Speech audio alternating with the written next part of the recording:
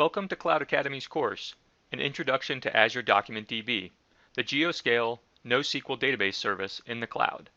This is an intermediate level course that assumes some prior knowledge for the student. In order to get the most out of it, you should have a basic familiarity with cloud computing and Azure. Some prior exposure to the Azure Management Portal is helpful, though not strictly necessary. Although DocumentDB is not a relational database, some familiarity with basic relational concepts like tables, rows, columns, and SQL syntax will help orient you in the world of NoSQL and DocDB.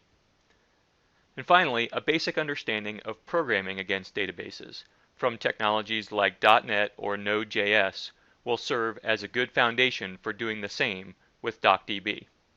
We'll include a few such examples throughout the course.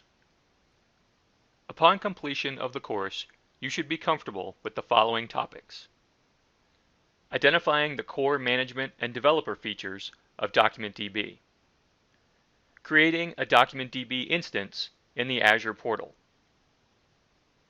performing programmatic import and query using SQL and LINQ syntax, using DocumentDB's protocol support for MongoDB, and finally, understanding the pricing model of DocumentDB and its total cost of ownership, or TCO, compared to other similar alternatives.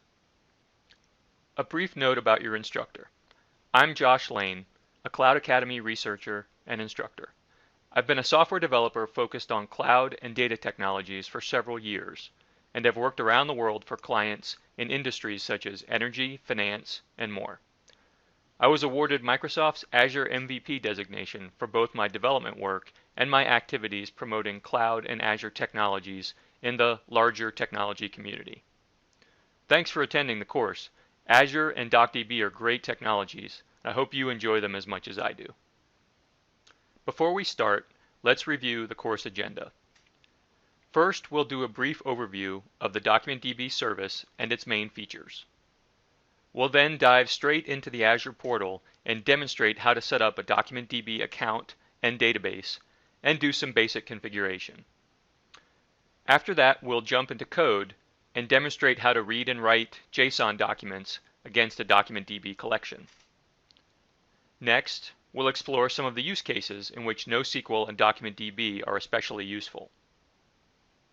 We'll touch on pricing and total cost of ownership, as this can be a confusing topic for those unfamiliar with consumption of managed cloud services and comparisons with unmanaged self-hosted alternatives. And finally, a key benefit of DocumentDB is the ease with which you can integrate it with other Azure services. So we'll wrap up with a brief discussion of what those scenarios look like.